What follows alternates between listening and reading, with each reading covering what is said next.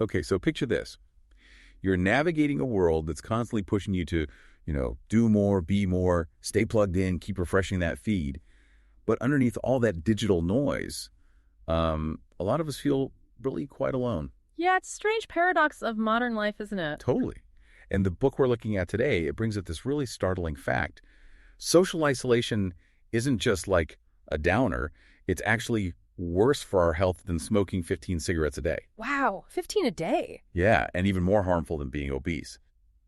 So in this world that promises constant connection, we're actually seeing this real spike in anxiety and loneliness. It is a profound modern paradox. The very things meant to connect us can end up making us feel more fragmented. And it really highlights this deep human need for meaning, for community, that our current ways of living maybe aren't fulfilling so well.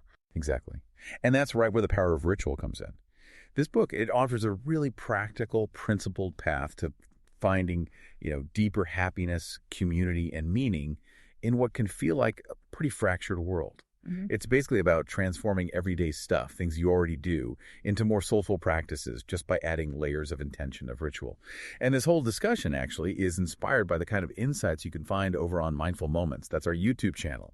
It uses AI-powered book analysis to, hopefully spark some reflection and maybe some rational thought in your daily life. And the book does such a good job unpacking this modern paradox. It suggests our sense of identity, spiritual, gender, ethnic, it's become much more complex and, fragmented.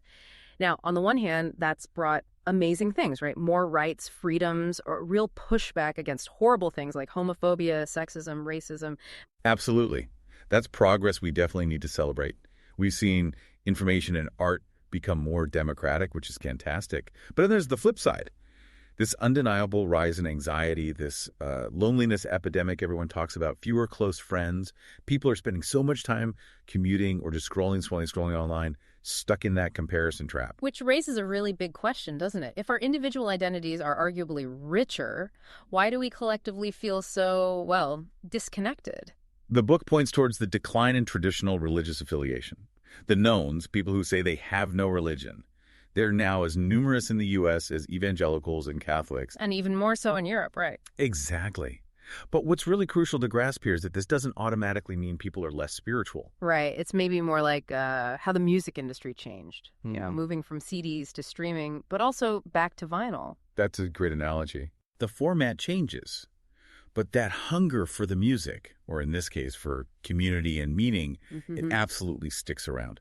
The book argues we need a kind of paradigm shift, a real rethinking of what makes something sacred, because the old structures that used to create community, they just aren't working for everyone anymore. Precisely. It's about acknowledging those deep human desires for connection and purpose, and then finding new ways, or maybe rediscovering old ways in new forms, to meet those needs outside those traditional boxes. Okay, so let's dig into some of the practical ways the book suggests we can actually do this. It starts with connecting with ourselves, suggesting things like sacred reading and making time for Sabbath. The author shares this really lovely personal story about the movie You've Got Mail. Oh, yeah. Yeah, not just as a rom-com, but as their own sacred text. It even had specific rituals. Always watched alone. Always with a pint of pralines and cream Haagen-Dazs. Huh. I love that. It just shows how even ordinary things can become sacred if you layer that intention onto them. The key thing there is the intentionality, isn't it? It's not about being religious in a traditional sense. It's about consciously elevating an experience through your own personal ritual. The book also mentions that podcast, Harry Potter and the Sacred Text. All right, I've heard of that. Yeah, it applies these sacred reading techniques to the Harry Potter books, and listeners use it, to help cope with anxiety, loneliness, grief. It really shows how reading, when you approach it as a kind of sacred practice, can build self-empathy, maybe challenge your worldview, help you understand complex characters like even Mrs. Dursley. Finding empathy for Mrs. Dursley, that is a challenge. I like that idea, though, finding deeper meaning in fiction. It pushes us beyond just good versus evil. The book mentions something called Guigo's ladder for reading. Can you unpack that a bit? How does that help us engage more deeply? Sure. Guigo's ladder, it basically encourages us to move past just understanding the words on the page. It's a kind of progression. Yeah. You start with lectio reading for basic understanding, then meditatio, reflecting on what it means to you, then oratio, kind of praying or talking about it, engaging with it, and finally contemplatio, just resting in the insight you gained. The really interesting insight here is that sacred reading isn't necessarily about where the text came from, but about the intention you bring. You transform just consuming something into this active process of reflection and meaning making. That makes sense. It can turn any text into a sort of call to action, like how Dickens' Christmas Carol wasn't just a story. It was meant to make people think about changing themselves. That's a great framework, really. Yeah. So, okay, we've got finding meaning in what we consume. But the book also talks about creating sacred space through what we don't do, by embracing Sabbath time. Yes, reclaiming rest. It argues that in our culture of just incessant activity and pressure, rest is absolutely essential. And you see the need for it with rising antidepressant use and burnout. The book specifically highlights the tech Sabbath deliberately unplugging from screens on a regular basis. That sounds difficult but necessary. It can be. Filmmaker Tiffany Shlain talks about feeling like an emotional pinball machine all week, but her tech Sabbaths, they release this valve of pressure, she says, makes her a better mother, wife, and person. And think about it, something like 67% of phone owners check their phones even when there's no alert. We're constantly tethered. Wow, 67%. So the real point of a tech Sabbath isn't just not using your phone. It's about reclaiming your attention, your well-being, creating that space for actual thought and maybe connection with yourself or the people physically around you. Okay, so we've talked about connecting with ourselves. Now let's shift to connecting with others. The book has some wonderful ideas around eating together and even sweating together. Yeah. Yes, eating together. It's so fundamental, isn't it? Sharing food has always been core to being human, from just basic biological need right through to expression kinship, safety. Like clinking glasses, yeah. Simple ritual. Exactly. And what's compelling is how universal and ancient that act is. The book talks about the dinner party, which is a community for people dealing with grief. They find that just eating together creates this incredibly deep connection, allows for vulnerability, sometimes even without needing words. It's a powerful example of a simple act becoming a profound ritual. That's beautiful. And the core idea is that repetition builds transformative power. Think about college dorms you eat together constantly, and deep relationships form even if you weren't necessarily best friends to begin with. That's so true. The repetition really does something. The book mentions how Jewish dietary laws, kashrut, historically did more than just guide eating. They actively held communities together socially. Right, a binding force. And that same principle works today. Maybe it's modern like-eating groups, people with shared diets, or just deliberately inviting someone over for dinner who you know needs community. It's about carving out that time and space for being present together. The shared meal deepens the connection. And that idea of shared experience extends into physical activity, too. Sweating together. The book explores how fitness communities can function almost like religious traditions for some people. Like CrossFit. I've heard people talk about it that way. Exactly. Members literally call it my church. The book notes that co-founder Greg Glassman even used kind of priestly terms like shepherding a flock. It highlights how CrossFit builds community through what they call shared suffering and laughter. It fosters discipline, honesty, courage, accountability values that go way beyond just working out. It's fascinating how these secular spaces can provide similar functions to traditional religious congregations. And it's not just super intense stuff like CrossFit, is it? No, not at all. The book points to SoulCycle, too. You're in these dark, candlelit rooms. Right, very atmospheric. And they have these rock star instructors.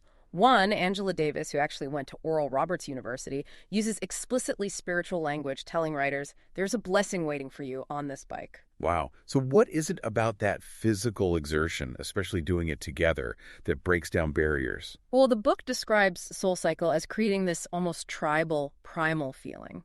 The intense physical effort leads to a kind of surrender, sometimes even tears. And that shared vulnerability fosters real connection and empathy between people in the room. The powerful insight here, I think, is that real ritual isn't always just a mindful thing you actively do. Sometimes it's about surrendering to it, letting it carry you. That fosters connection and change in a way that just individual effort might not. The ritual owns you. That's a really powerful phrase from the book, isn't it? Releasing control, opening up to something bigger, whether it's the group energy or something deeper inside. Okay, let's move from connecting with others to connecting with nature. The book reimagines pilgrimage. Not necessarily about distance, right? Exactly. It's about the journey being transformative. It tells the story of Will Parsons and Guy Hayward from the British Pilgrimage Trust. They talk about walking at the speed of sniffs, Huh. I like that. engaging all the senses, really connecting with the landscape, tasting berries, making tea from local plants. It's a deep sensory engagement. It reminds me of Vanessa Zoltan's secular pilgrimages, too, where people explore landscapes connected to authors, bringing stories alive by walking the actual ground. So the point is, you don't need to go to Santiago de Compostela. Not at all. Your regular walk can become a pilgrimage if you approach it with that kind of intention, that presence, noticing things differently, remembering mysteries you forgot at home, as the book puts it. And it also talks about celebrating the seasons, which is so important now when we live in cities, often cut off from natural rhythms by things like air conditioning. Yeah, we lose touch with those cycles. Exactly. So it's about consciously reconnecting. Maybe Midsummer Eve bonfires or night swimming, or like the Maker's Giving potluck mentioned, honoring the fall harvest at a makerspace. It challenges us to see how modern life disconnects us from these ancient rhythms that used to provide real grounding and community. And this all builds towards a really profound concept, moving from seeing the world as just a resource to seeing the world as lover, and then even world as self. Yes, Joanna Macy's idea of world as lover is the first step.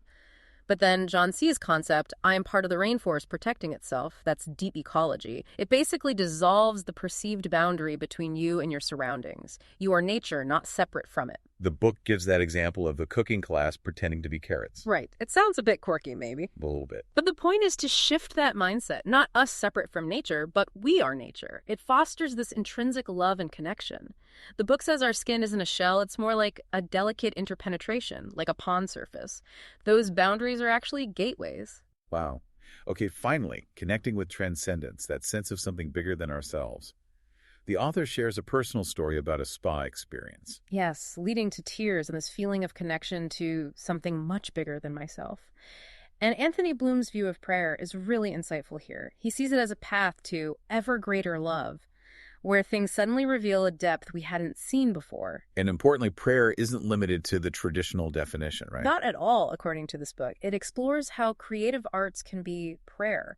Like the sanctuaries, community stitching, singing, rapping, dancing, these become ways to connect to a larger movement, to find that sense of flow. It's about embodied practice as a form of connection. That really broadens the scope. Now, the idea of confession or contrition can feel heavy for some people. How does the book approach that? It frames it as liberating, actually, confronting our shortcomings, but perhaps made easier through physical movement, integrating it somatically.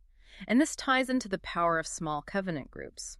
The book gives this amazing example of a confession group, a Buddhist, an Episcopalian, a Catholic, and a song. None of the above all, sharing their ugliest truths in a space of fierce love and accountability. That sounds incredibly powerful. It fosters huge empathy. You realize your struggles aren't unique, which is incredibly connective. It's similar to what happens in recovery communities like AA. There's an unexpected joy in that shared vulnerability. Radical honesty and acceptance. What a foundation for connection. Another practice mentioned is memento mori, contemplating mortality. Sounds grim, but it's not meant to be. No, not morbid at all. It's an ancient practice designed to bring perspective, to deepen gratitude for life now. The author talks about their own experience after a bad accident, deciding to say, I might die today, each morning. That takes courage. It does, but she found it brought incredible clarity and presence. And you don't need a near-death experience. Even simple reminders work, like that WeCroak app that sends 5 daily messages saying, you're gonna die. Okay. That's direct. It is. But the insight is that facing our finitude often sharpens our appreciation for the present, for our connections. This exploration of the power of ritual has been, well, really illuminating. The core message seems to be, you already have rituals in your life. Maybe watching a movie, reading, walking, eating, resting. Exactly. And this book gives you tools, ways to translate ancient wisdom, to enrich those modern practices you already do, to creatively mix the old and the new. It emphasizes that connection. It's like a tree. It grows over time. It needs nurturing. And remember, the kind of insights we've discussed today from this book and many others, they're distilled over at Mindful Moments, our YouTube channel, and also in our podcasts. We use AI analysis to help you connect with this kind of timeless wisdom and actually apply it, turning the mundane into something meaningful. So as you go about your day, we really encourage you, subscribe to this podcast if you haven't, maybe share this episode with someone you think Might need to hear it. And if you're interested, consider picking up The Power of Ritual. There's a link in the description. And maybe just one final thought to leave you with. As you explore these ideas, remember that the real work might not be about finding connection out there somewhere. Maybe it's more about remembering that you are and always have been inherently connected to yourself, to others, to nature, and maybe, just maybe, to something beyond